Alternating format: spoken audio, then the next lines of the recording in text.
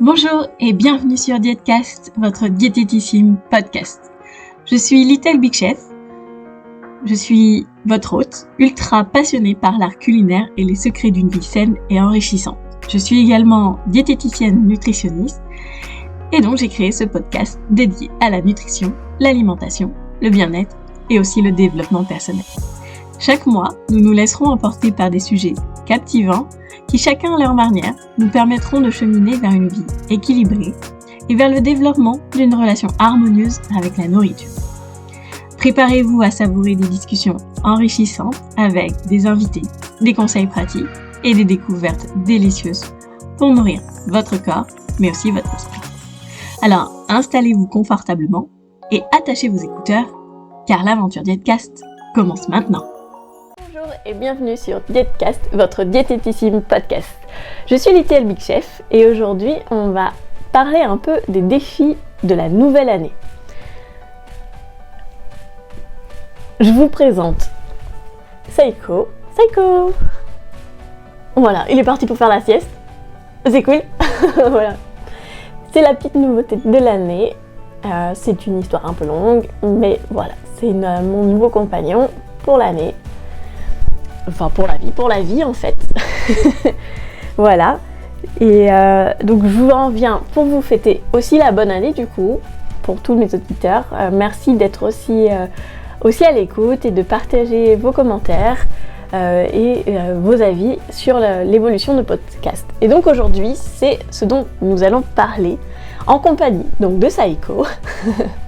Pour ceux qui sont sur Spotify, c'est donc mon petit chien depuis 2 jours. Voilà. C'est le chien de ma grand-mère. Oh bah dis donc, super. Merci Saïko. Relax le chat. Le chien. Tout relax. Oh, mon petit Saïko. Voilà. Voilà pour la petite histoire. C'était donc le chien de ma grand-mère. Et donc il est revenu dans ma famille avec ma soeur, on s'occupe de lui. Voilà. Pour clôturer un peu l'introduction. Donc aujourd'hui, pour rappel, c'est les défis de la nouvelle année. Donc tout d'abord, une très bonne année. Je vous remercie d'avoir été parmi nous, et surtout avec moi, tout au long de l'année 2023. J'espère que vous avez passé d'excellentes fêtes de fin d'année et qu'elles se sont bien passées et que l'année le début d'année se passe bien. Voilà.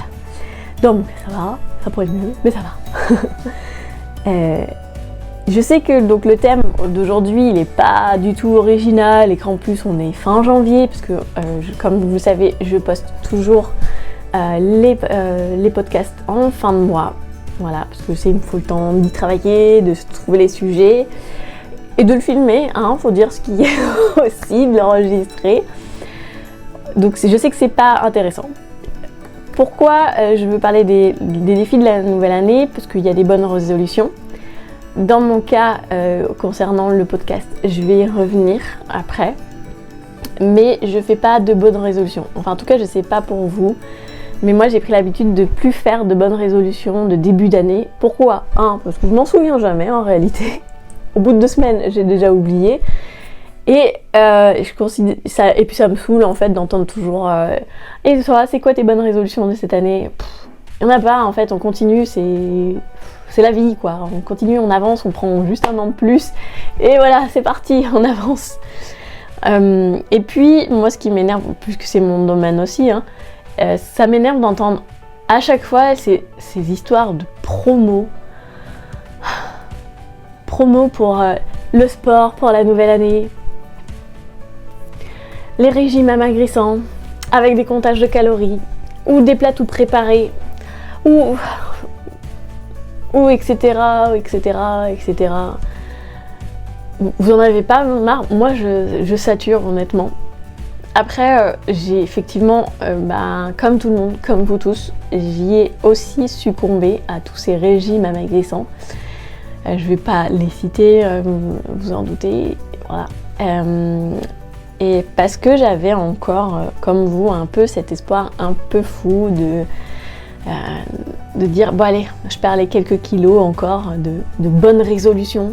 Et puis ces 3-4 kilos, en fait, au fur et à mesure des années, c'est plus devenu 3-4 kilos, c'est devenu 10, 15, 20, jusqu'à 55 kilos. Et au bout d'un moment, on fait foutu pour foutu, quoi. On oublie, on avance et ça changera rien et puis on se dit on est nul. Voilà, le cercle infernal de la boucle, de la situation d'obésité, de la maladie de l'obésité, je veux dire qui est, et du schéma de pensée qui est amené avec en fait, qui est aussi engendré par la société, par les remarques. Ces kilos-là, cette façon de penser sur Diètecast, c'est pas ça que je veux vous transmettre. Je veux vous transmettre aussi de la joie et de l'enthousiasme, parce que la vie, elle a quand même beaucoup d'importance. Même si elle est difficile, elle a quand même des choses à nous apporter.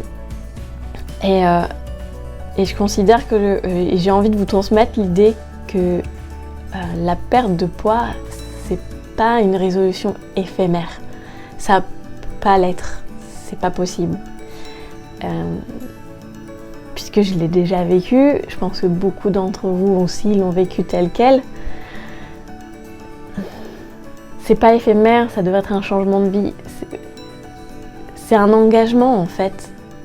C'est vraiment plus profond, c'est vouloir enfin passer à autre chose. Je peux te dire comment dire autrement, mais c'est se rendre compte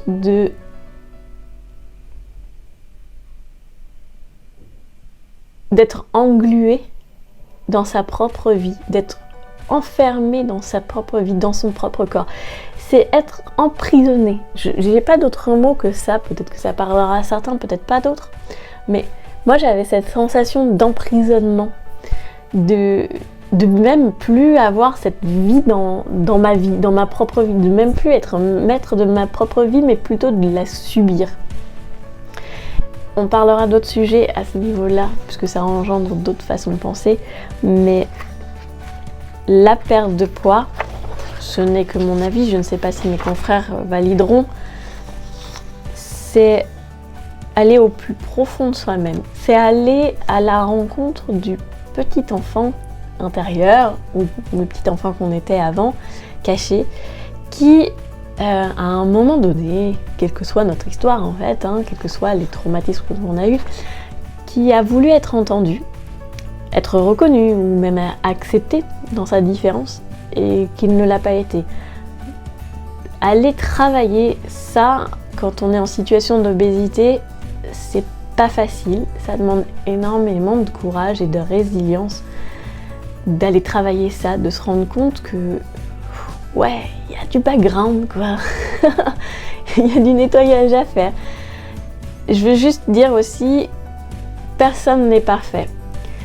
Nos parents, nos grands-parents, notre famille, notre environnement, on a tous fait à un moment donné avec ce qu'on avait en main, avec les capacités qu'on avait en main. Ça n'empêche pas les horreurs de certains, j'en dis pas le contraire. Mais ça permet, cette façon de penser va permettre aussi de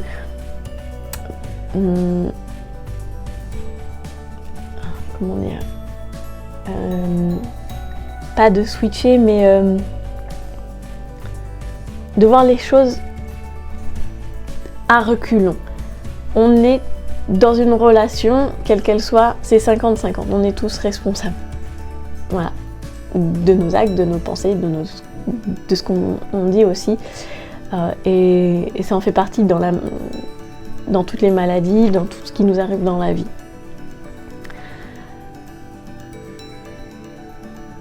Donc tout ça pour vous dire que sur Diètecast, pour moi, je veux pas vous partager ça en fait. Je veux pas vous transmettre que là, vous allez perdre du poids et ça va être super. Et en fait, c'est un chemin.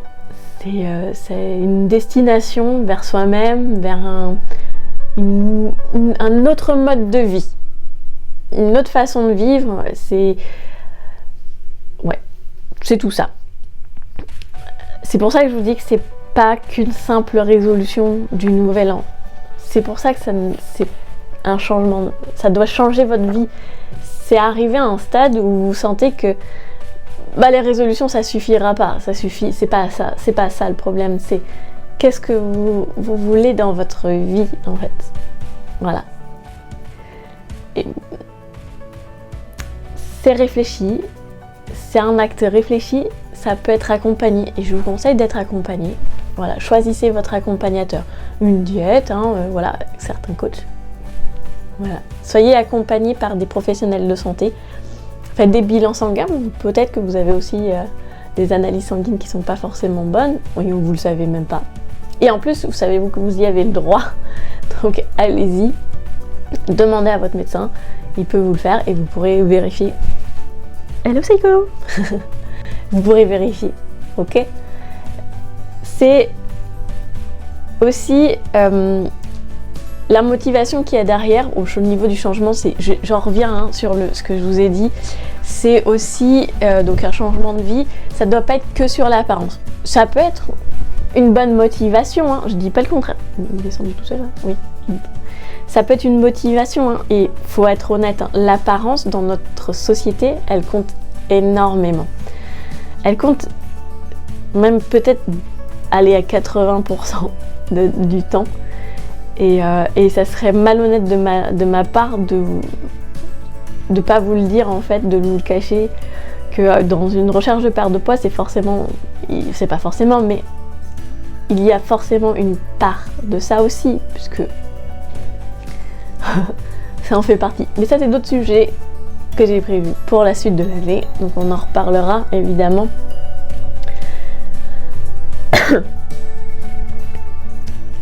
Cette donnée d'apparence dans mon processus de perte de poids, il en fait vraiment partie aussi. C'est pas la première de mes conditions.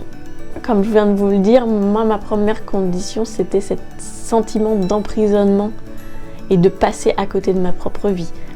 Quelque chose de vraiment très très lourd, d'être englué, je sais pas. Alors, il y en a qui comprendront la référence parce qu'ils ont mon âge. Si vous prenez la référence, c'est l'Histoire sans fin, le tout premier, quand Artax est coincé dans les marais de l'oubli. Voilà, je pense que vous comprendrez la référence de englué dans les marais de l'oubli. Et ben, j'avais cette sensation-là, en fait, j'avais la sensation d'être Artax le cheval, qui est perdu, qui perdait espoir et se finissait par être englouti dans les marais de l'oubli. Vous comprendrez la référence, ou sinon vous lisez le bouquin aussi, qui est quand même mieux que le film, mais le film est très bien. Voilà, et pour ceux qui comprendront la référence.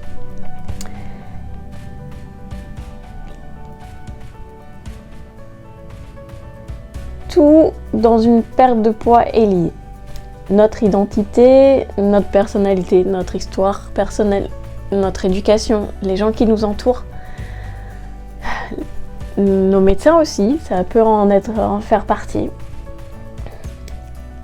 Les régimes à répétition aussi, on le sait maintenant, c'est véridique, nos scientifiques ils l'ont dit, ça n'avance à rien de faire des régimes parce que ça amène de la restriction cognitive. C'est autre sujet dont on parlera, évidemment, la restriction cognitive. Ça ne se tient pas dans le temps. Compter les calories, compter le nombre de grammes, ça ne se tient pas et ça vous aidera jamais à perdre complètement du poids en fait. Il y a d'autres solutions pour ça. Tout ça, c'est une construction de tout ça qui va faire la maladie, plus la jonction dans cette maladie de la partie dépression, parce qu'il y a une forme de dépression et d'anxiété derrière.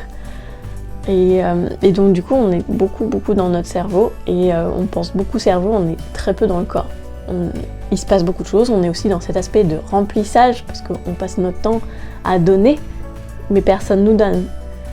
Ça c'est mon explication, c'est peut-être pas forcément véridique pour tout le monde, il faudrait voir aussi avec des psychologues. Moi c'est mon interprétation de cette sensation de combler un gouffre tout le temps, un vide. Que en fait c'est nous on le comble en fait parce qu'on a appris à le combler de cette manière-là en mangeant aussi. Voilà, cette sensation-là. Tout ça, ça se passe dans notre cerveau, ça se passe dans notre corps, tout ça, ça dérègle notre corps, plus tout ce que les industriels nous font manger. Autre sujet, je vais peut-être. pour changer, toute motivation, tout but pour moi est valable, même celui de l'apparence. Même si je mettrais une nuance quand même, tant que ça vous correspond véritablement, fondamentalement, que ça ne correspond pas à je veux correspondre à telle personne, je veux la normalité. Il n'y a pas de normalité dans la vie. Rien n'est normal. Nos corps sont nos corps, c'est pas ceux du voisin en fait. On n'aura jamais le grain de beauté de la personne à côté. Je sais pas comment le dire autrement, mais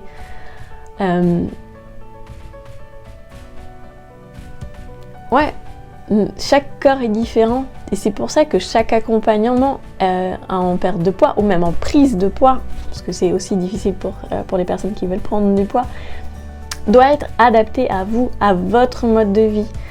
C'est pour ça qu'il faut être accompagné par des professionnels de santé dont c'est le métier. Oui, je sais, je prends la diététique, c'est notre métier. Voilà. C'est un accompagnement, c'est aussi quelque chose sur le long terme.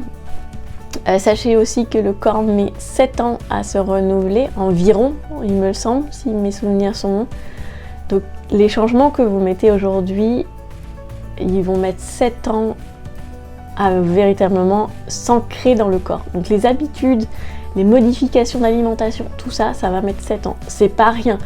Là, les TCA, c'est pareil. J'en ai eu aussi. Et il m'a fallu plus de 7 ans pour calmer l'angoisse qu'il y avait derrière, calmer les crises, puis apprendre à comprendre pourquoi elles venaient, quel était l'élément déclencheur des crises. Enfin bref, et travailler tout ça. Évidemment, j'ai été accompagnée. Il y a eu des moments où j'ai été moins accompagnée, évidemment. La vie fait que. Mais la plupart du temps, j'ai été accompagnée sur mes TCA pour avancer, pour les traiter, pour apprendre à vivre avec, à les identifier, à plus culpabiliser non plus derrière quand il y a une crise qui arrive. Faites-vous accompagner si vous avez un trouble du comportement alimentaire. Déjà, ça sera le premier pas pour apaiser votre corps et votre relation à votre corps. Et aussi, surtout en fait, déculpabiliser de qui vous êtes profondément. Voilà. Allez voir d'autres experts en TCA, ils vous diront d'autres choses qui vont vraiment peut-être vous changer la vie aussi. Et donc au niveau motivation, pour moi, tout est bon. Alors c'est pour moi, c'est mon avis, chacun a son avis. Je vais juste en profiter pour faire la petite dédicace à une de mes patientes qui est venue enceinte, donc félicitations à elle, et qui est venue pour un trouble du comportement alimentaire, de l'hyperphagie, parce que pour elle, ça a été le déclencheur. Sa grossesse a été le déclencheur de « je veux changer ça parce que je vis un enfer ». Ma vie est difficile parce que elle le dit bien, c'est compliqué le soir, etc. Il y a des moments où elle est en crise et elle sait que ça peut être transféré à son enfant par ses comportements, parce que les enfants nous regardent, évidemment. Et en fait, elle veut pas transmettre ça à son enfant à naître.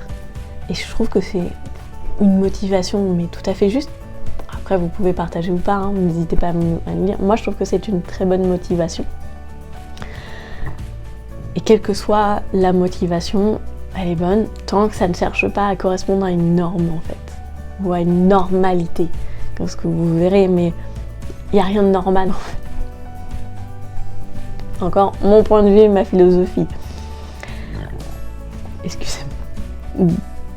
Dans mon cas, pour moi, la perte de poids, je l'ai déjà dit, je l'ai fait exclusivement d'une manière égoïste. Pourquoi je dis que c'est égoïste ? Et vous pouvez penser que c'est pessimiste, mais c'est pas du tout pessimiste, de mon point de vue.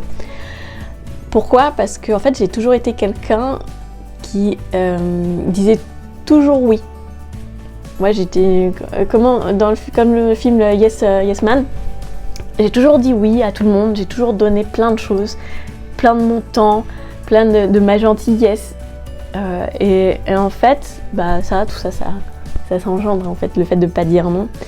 Et j'avais vraiment cette sensation du coup de perte, de profondeur c'est un gouffre sans fond, ça s'arrêtait pas, il n'y avait rien qui comblait. Pour moi, j'avais envie de vivre, tout simplement. Ouais, juste vivre ma vie, plus passer à côté, je voulais plus être dans les marées de l'oubli. Je voulais plus être engluée, je voulais plus être Artax qui perd espoir. Je voulais juste remettre du mouvement, remettre de la vie. Je peux pas être plus claire.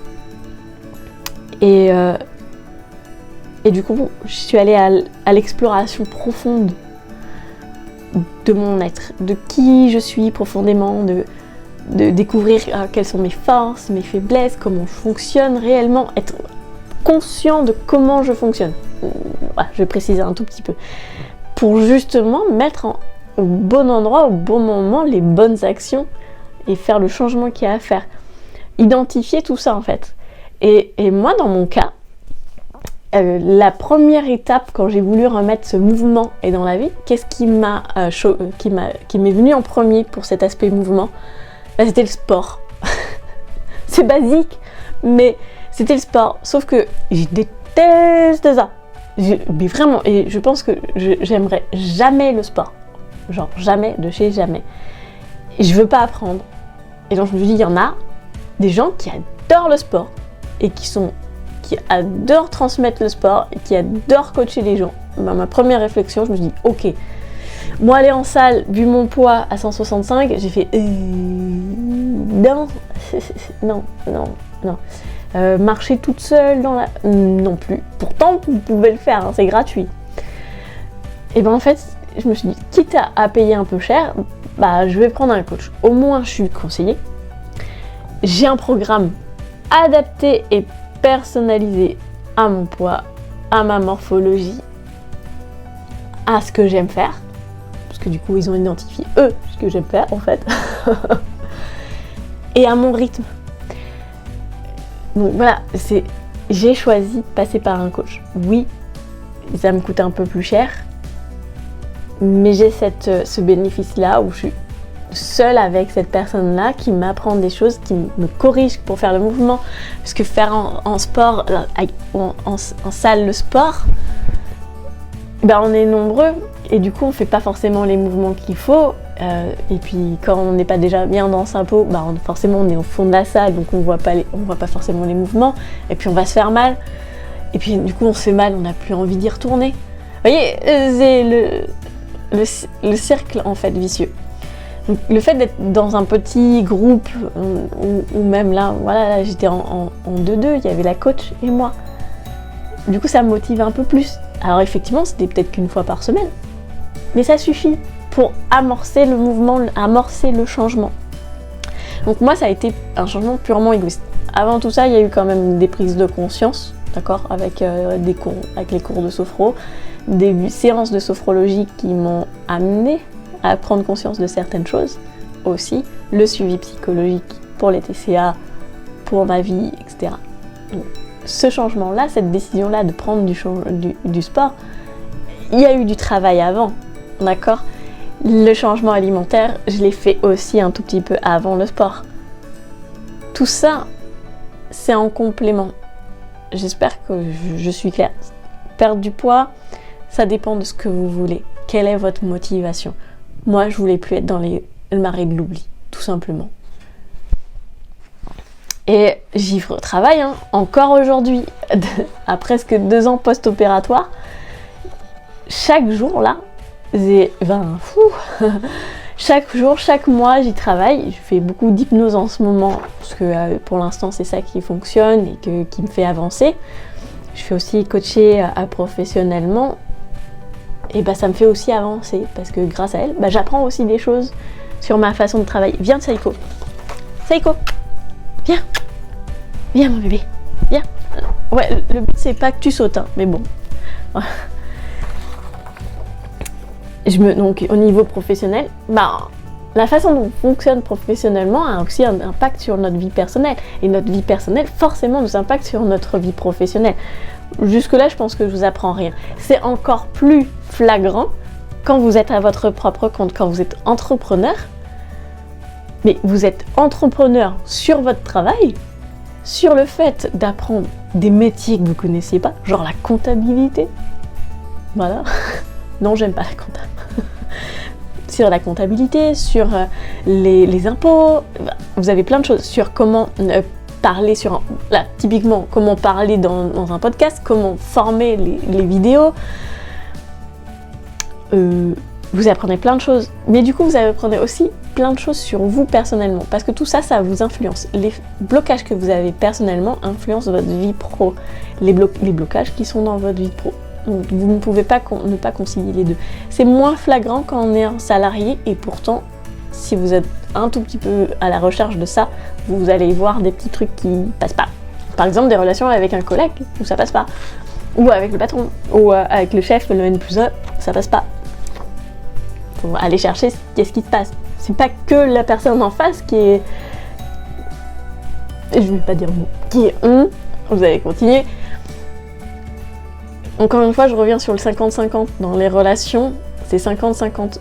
Il y a des choses qui se passent dans la tête de votre interlocuteur que vous n'êtes pas au courant. Vous êtes que dans votre tête, d'accord? Donc là, c'est le même principe. Donc si vous avez l'impression que ça marche pas avec la personne en face, c'est parce qu'il y a une part de vous qui a besoin de comprendre quelque chose qui ne sait pas certaines choses à propos de la personne en face.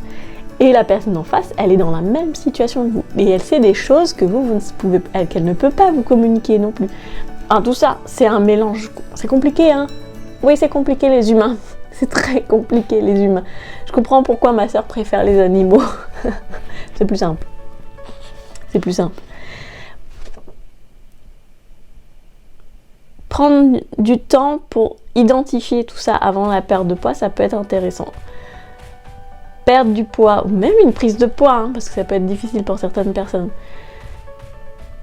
ça prend du temps. On peut pas...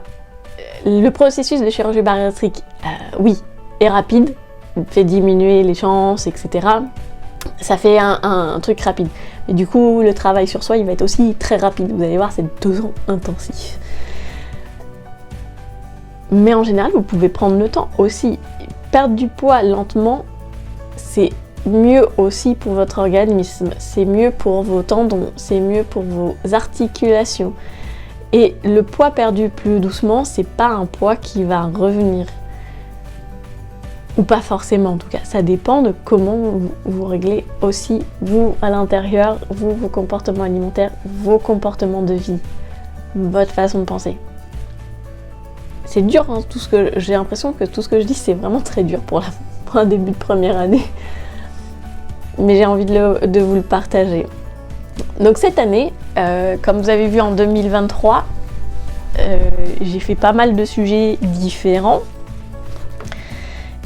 pour voir un peu ce qui vous intéressait, et j'en suis venue à la conclusion que ce qui vous intéressait, c'était de parler d'obésité, de perte de poids, de grossophobie, et ça sera les sujets de cette année. Ils sont en préparation, donc pour une fois je suis en avance sur ça, quasiment.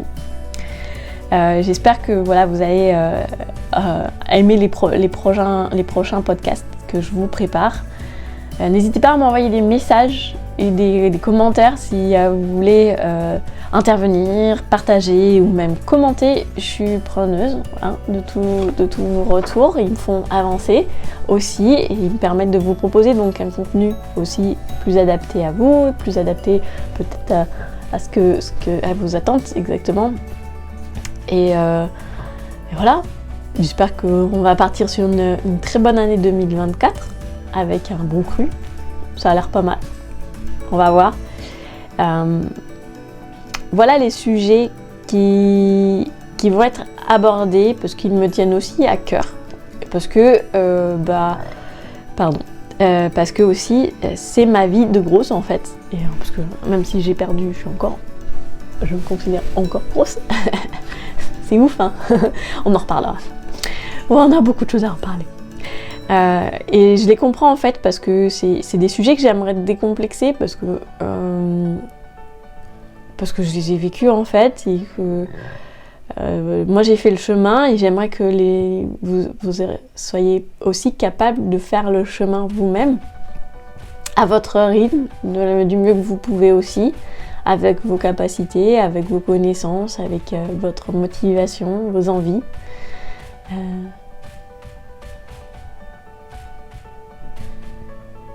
Voilà. On abordera les bons côtés aussi, pas que les difficultés. Parce que je considère qu'il faut quand même avoir envie de s'amuser. Donc c'est bien ce que je dis dans le mot décomplexé, hein, de s'enthousiasmer quand même dans ce parcours, dans ces choix de vie, dans cette vie-là. Même si tout est difficile. Et j'aimerais aussi, donc, on parlera des triomphes, des moments où la persévérance et la détermination ont vraiment prévalu pour vous comme pour moi. Donc je vous invite encore à venir commenter et partager si vous avez envie.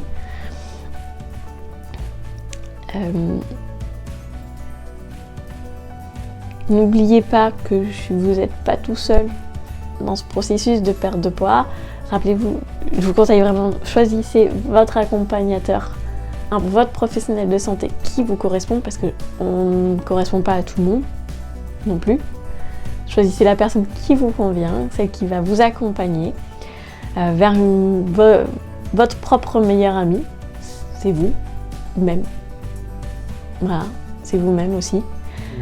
Dans votre aventure de perte de poids ou même de prise de poids, dans toute votre aventure complexe, en tout cas de santé.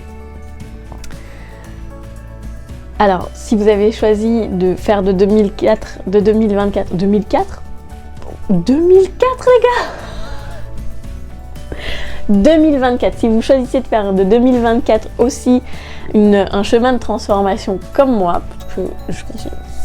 Une fois qu'on a commencé la transformation, c'est difficile de s'arrêter, on continue. C'est comme ça, il y a toujours des choses à travailler, vous verrez. Aussi, comme vous avez envie de vous engager dans ce parcours, sachez que vous n'êtes pas seul, sachez qu'il y a d'autres personnes comme vous et moi et qui ont vécu les mêmes choses. Renseignez-vous, partagez avec eux. L'avantage, c'est que derrière un écran, c'est plus facile. N'hésitez pas à partager, à venir discuter. On partagera tout ça dans d'autres podcasts avec les sujets à venir, évidemment, sur tout au long de l'année. Vous êtes aussi ma source d'inspiration, donc n'hésitez pas à me proposer des choses si vous voulez proposer des choses. Voilà. Je vous souhaite donc encore une fois une très belle année 2024. Je vous invite à rester à l'écoute car nous allons avoir un calendrier passionnant pour l'année. Des discussions vraiment approfondies sur la psychologie de la perte de poids, sur les défis de l'après-chirurgie ou même avant la chirurgie, sur la grossophobie, sur le bien-être, la prise en compte de soi-même. Bref, plein de choses. Merci en tout cas de vous joindre à moi pour cette nouvelle année de podcast de Diètecast. Rappelez-vous, vous êtes toujours plus fort que vous le pensez et vous n'êtes pas seul. À très bientôt sur Diètecast.